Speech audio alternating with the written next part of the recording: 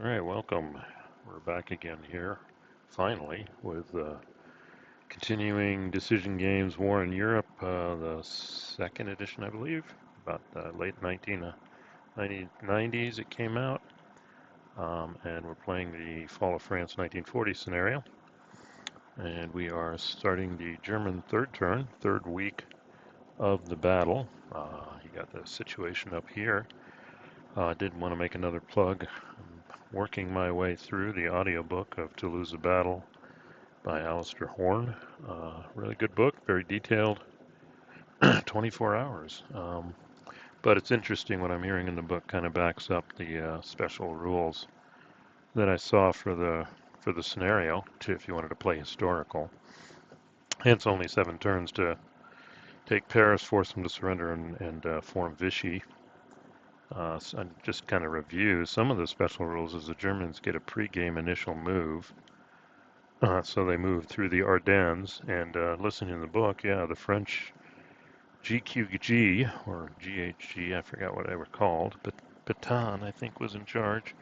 But they kept getting reports that the Germans were moving through the Ardennes, columns, etc., and they said, no, no, that can't be possible. We don't believe them, etc. So literally, the Germans were able to move up to the Meuse River before the French started taking seriously around Sedan, and then talk a lot about 7th Panzer with Rommel. So that is kind of realistic. The Germans were basically through the Ardennes before the French even took notice, the French high command. Then the other thing was the French, they were just not ready for war. Units were coming into battle piecemeal. They were being routed easily. General staff didn't know what was going on. Orders, I mean, something as simple as the French believed they were still using runners, not radio communications for some things. So they were not very responsive at all. And then the Luftwaffe, at least during the initial stage, were quite the terror for them, which kind of explains the interdiction being +4 MP, not 2 MP as it normally is, which drastically slowed them down. And then, yeah, you see the predicament of the Brits here and the French are up here. These are the units that move forward. Ultimately, as part of the Dial Plan, they were anticipating the same same plan as World War I, the Schlieffen. So even though they were getting reports of the Germans moving through the Ardennes, these units still all moved up, which is now the predicament they're in now, kind of being trapped. And then the Germans, yeah, they got to the Meuse, and then their first turn they were able to overrun and blow through here and take advantage of it and drive all the way to the coast with their mechanized troops, taking Dunkirk here. But the Germans did have problems. Hitler got cold feet. They were worried about the Panzers outrunning. Interesting, this is Guderian doing the old recon and force, using that order to actually move all his panzers to the coast here. So that was kind of realistic. And then we did see the French confusion. As they came across the Meuse and Sedan, the first thought they were going to do was they're going to roll up the Maginot Line. So they were positioning troops here to kind of protect the flank of the Maginot Line, which is not what the Germans were going to do. Then they panicked and thought there was nothing between them and Paris. They're going for Paris.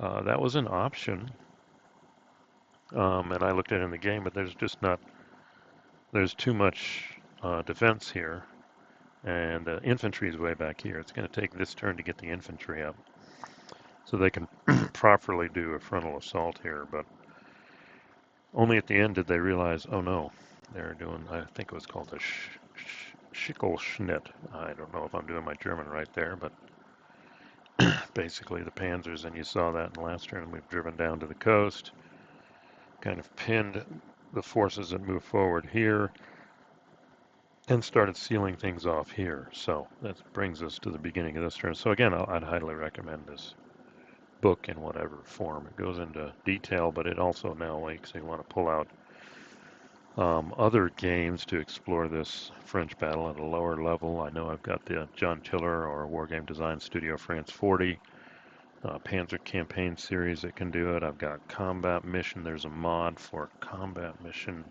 Fortress Italy to play France 1940. Got the Panzer, GMT's Panzers.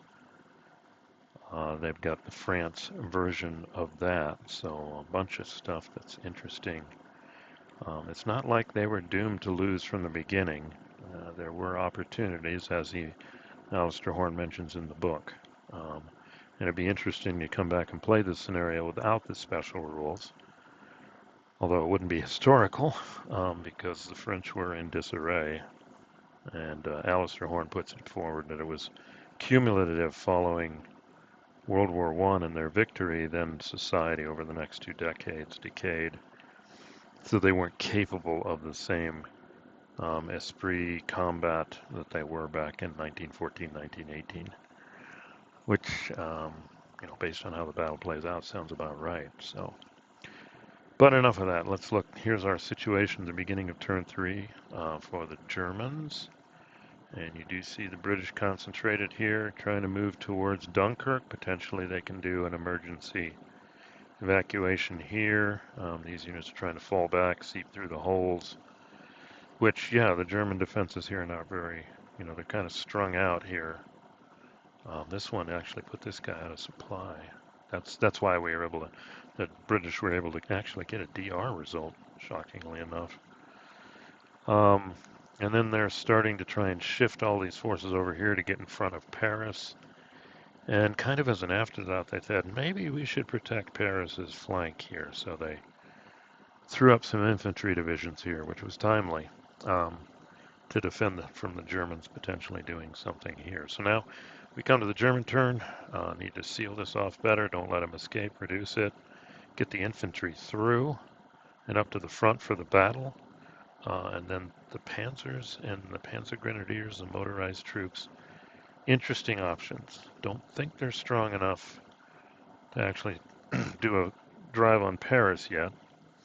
Also, these units are pretty exposed, but I mean, the goal here is put French units in Zoc, and it slows them down. They got to pay 2 to leave extra, so probably going to leave them here. And here just to screen the flank, screen the southern flank, and who cares about this? Victory conditions at this point are reduce the British, then get into Paris, and successfully get the Vichy roll, which is impacted by how many British divisions are on the northwest, are in France at the time. So reducing them is a goal here. So yeah, reducing this pocket and getting into Paris. That's what we got. And game ends at turn 7. So let's go ahead and look at the air battle. I'm not very creative there. Hold on a second. Yeah, real quick here. This is my challenge playing solitaire is how to handle the air, and I think I've just settled on at the moment the Allies put all their air power up on air superiority, and the Germans put in just enough. One more than the Allies. They're at 9, Germans are at 10, and everything else goes to ground support. Not doing naval movement, and I did mess things up last. We'll just take a bye on that, but a bunch of the British or the French over here and seam of interdict, or I don't know where I put it. They should have been destroyed, but if I'd known that rule, I wouldn't have done it. So that's a wash. So we're going to have a bunch of one-on-ones, maybe a 2-on-1 here with the actual combat. So we're going to see, I'm going to do the rolls here in the next one. All right, well, back, I skipped doing the movement trails. Yeah, the Germans went up by 1, so they get a 2-to-1 here, and then the rest are 1-to-1. The only way to win on a 1-to-1 is roll a 1. On a 2-to-1, you got to roll a 1 or 2. And blew the odds out. Maybe it's the Vassal die roller. There was only one rolled. They didn't roll a 1 or 2 here, and everybody else didn't roll a 1, except the British here were able to eliminate one German fighter, which is in the turn track, is going to be replaced. So that's the end of air superiority, so nobody has it.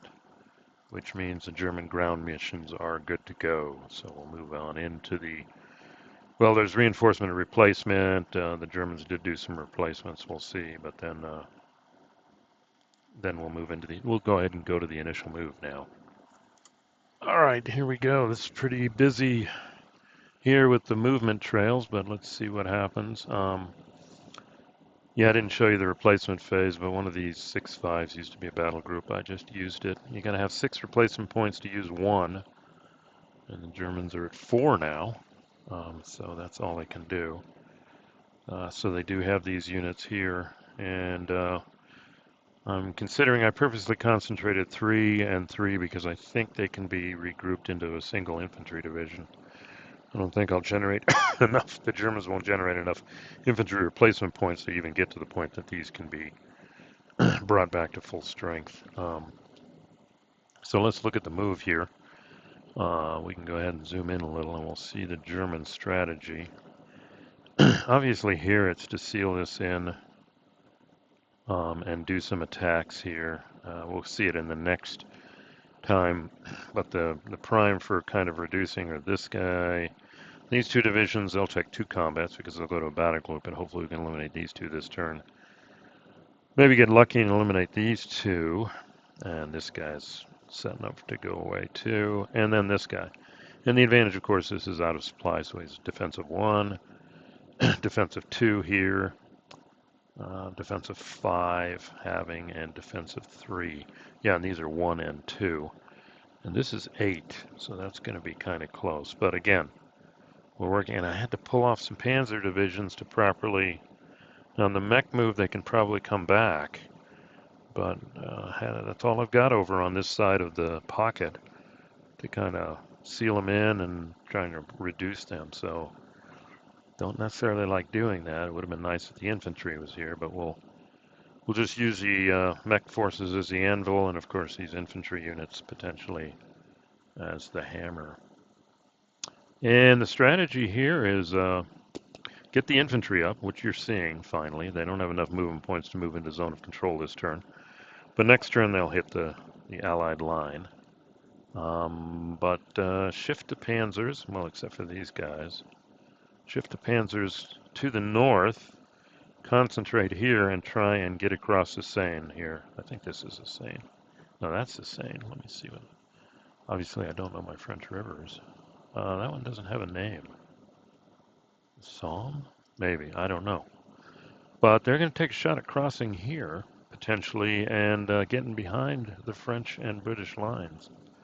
And if possible, getting, at least getting adjacent to Paris to hopefully seal things off. So that's the move, yeah. And then these units kind of spread out and moved and stripped some off. We're going to guard the flank here. But again, the majority of infantry were trying to get up, ready to attack next turn, which is the problem the Germans had too. The motorized forces, mechanized forces outrunning the infantry. But now they're finally coming up. We've got a big enough hole here to get them through. So now the other big concern was supply. At beginning of turn, it was back here in Brussels, and that would not support any kind of breakout through here. So the Germans basically put units on the rail line all the way up here, and this guy was able to repair up to here. Rail units do not pay for enemy zones of control. So there we go, 1, 2, 3, and that brings the railhead here. This one moved here. This is a parallel rail line, but that'll suit going into Paris, I think. Hold on, 1, 2, 3, 4, 6, 7, 8, 9, 10. Yeah, this rail line will support the drive, the frontal drive to Paris, and this railhead will potentially support now the modified Schlieffen Plan going around the right and hooking around behind Paris. So had to commit some motorized mechanized over here to finish off this pocket, contain it, but the rest trying to shift over here to this northern flanking against Paris. And then the other concern, and we'll see that in the air interdiction phase, is we have these guys here. These are potent units, especially if you can put them in Paris, which may be ahistorical, because you'd have one combat, you'd win, but then they could recombine and be another combat and then another combat. So that stack of 3 8-10s could mean Paris holds on for 3 turns. If the Germans don't take Paris, no matter how much damage they do elsewhere, they lose the scenario as it's set up here. So that's the initial move. Let's take a look at the attacks and their die roll results at least. All right, here we go. I think we're back. Yep, clock's running. These are big attacks here.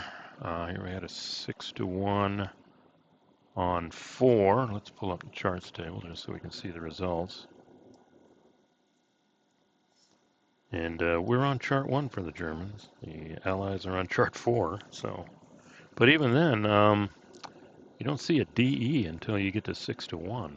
So, and we're using air power. So, but if we look at this one here, the 3A, we got a 6-1 on 4, which is half exchange. So we're gonna probably reduce the 6-5, or yeah, I'm not gonna eliminate the 3-8. So we'll see that in a second. 9-1 on 5, that's a DE.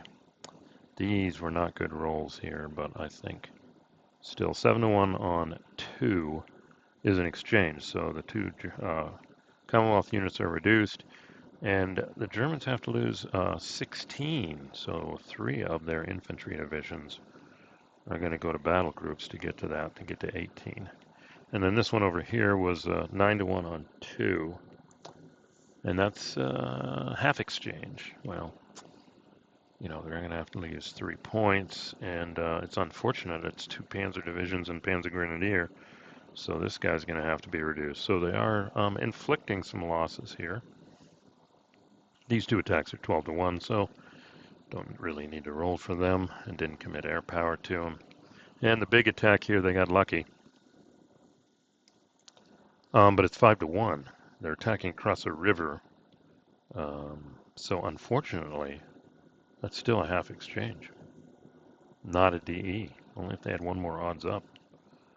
And the half exchange means the Germans have to lose what, 1.5 or 2? Well, not going to reduce the one of any of those, you know, Panzer or Panzer Grenadier. So it looks like the 3-8 goes away.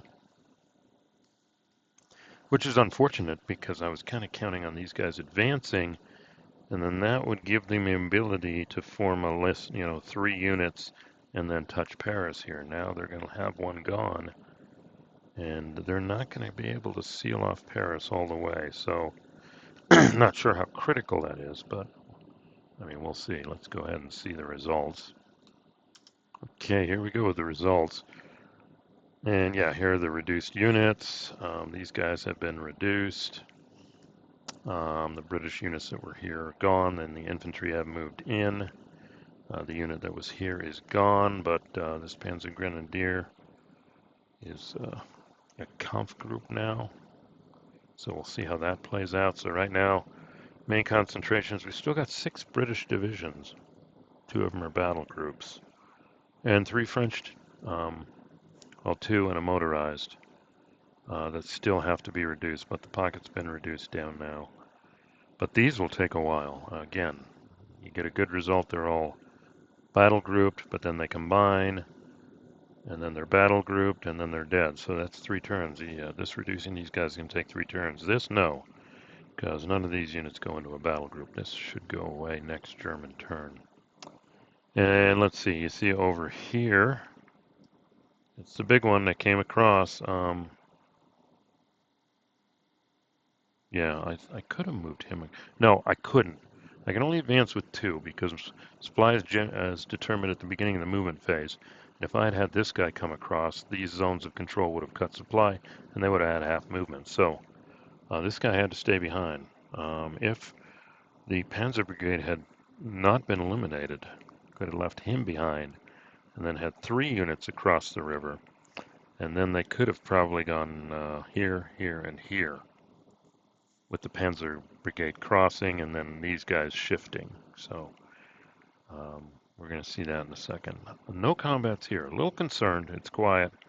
Not keeping these guys, well, hopefully keeping these guys occupied. We'll see. But the massive infantry will be hitting, hopefully, next turn against the front here. and we can get some more mechanized units coming around here behind. I'm going to check. I think Paris is supply source.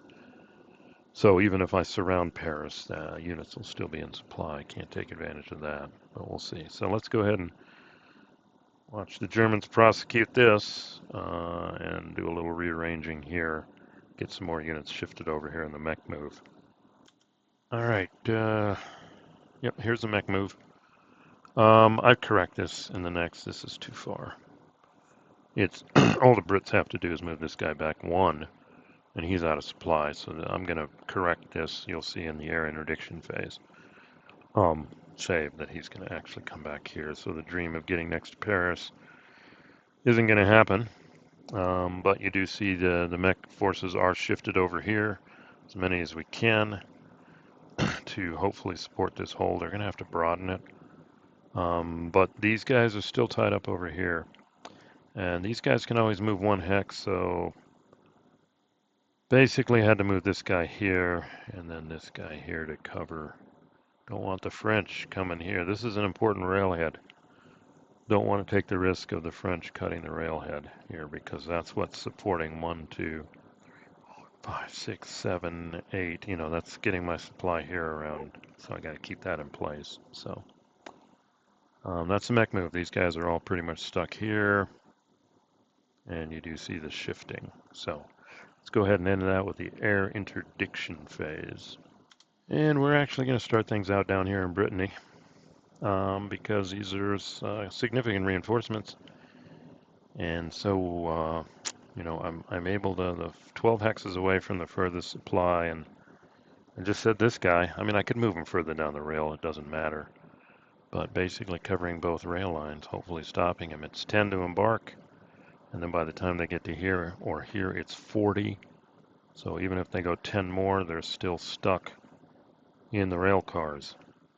You know, which is good. But these guys can still make a run. 1, 2, 4, 5, 6, 7, 8, 9. Maybe get as far as here, but 9, 8. The armor unit can get there. The armor unit maybe back here. 1, 2, 3. 5, 6, 7. Yeah, the armor unit can make it. The infantry will be back here if they just kind of hoof it. And then we also just put some here. Slow these guys down from swinging around and engaging. I don't know how much it's really not going to slow this guy down. But we'll see. It's probably at this point it's wise to put two-step units in Paris. The French have some. French have their 3 armored divisions here that can do that, and there is the one Brit that's allowed to be more than 4 hexes away from the coast. This guy's just going to try and extricate himself. They can move one, so this guy can probably go here. British armor can maybe get over here. This guy can come over here. So we'll see. And then we have to kind of finagle things to, yeah, we're good. So there's the interdiction. Not sure how effective. Well, this will be effective against all this massive infantry. So pretty much boiling down to Paris now. Germans have to take Paris with enough time to get the Vichy roll. And again, if the French and or British load up Paris with two-step units, it's potentially 3 turns of combat. And next turn is turn 4, so it's going to be tight. We'll see. I don't see any opportunities for counterattack. I mean, especially if you're on table 4. So in the long run, yeah, the French are going to lose. It's a disaster, but from the scenario rules at this point, I'd give a slight advantage to the Allies, just because 7 turns is, and the die roll on top, getting Paris and getting the die roll, pretty tough here. But I am, now that I got back to this, and I'm listening on my audiobook every day, so it's not even this far yet. So it is kind of, this is a great way to do things, to have a good book to read at the same time you're playing out an actual battle.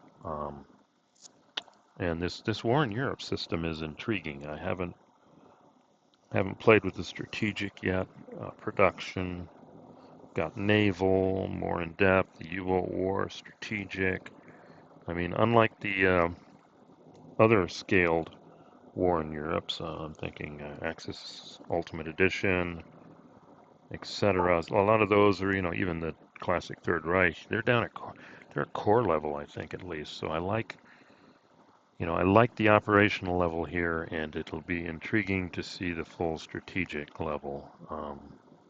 So, well, it's like I said, pretty fun. So hopefully you enjoyed the recording, and like or subscribe if you did. Otherwise, hopefully I can crank another one of these out here. Real life is really busy, job, work, personal, but I'm trying to squeeze this stuff in because this is intriguing. This is intriguing, and I may be looking at other French simulations, like I mentioned, France40 simulations, both computer and war game, board game that I mentioned earlier. So we'll see you at the next recording. Thanks for listening.